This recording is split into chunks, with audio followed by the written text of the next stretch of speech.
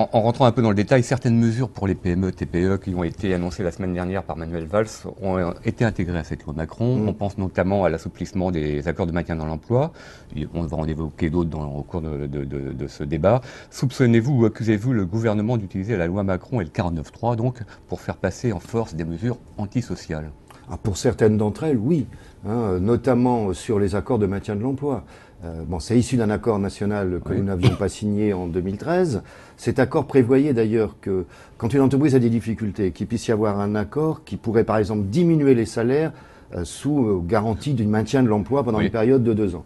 Et l'accord avait d'ailleurs prévu que le salarié qui refuserait l'accord serait licencié pour motif individuel.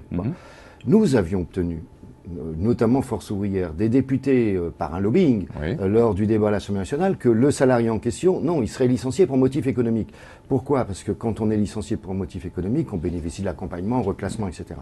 Donc là, on revient à ce qui était prévu dans l'accord national interprofessionnel. Donc ça veut dire que c'est un droit de moins pour les salariés, de se retrouver licencié pour motif individuel si par exemple on refuse, pour une raison qui peut être personnelle, de voir son salaire baisser. Mais vous pensez, comme on l'entend un peu à droite et à gauche, qu'on a mis au dernier moment beaucoup de mesures dans cette loi Macron, on a ajouté justement les mesures pour les PME pour les faire passer via le 49.3?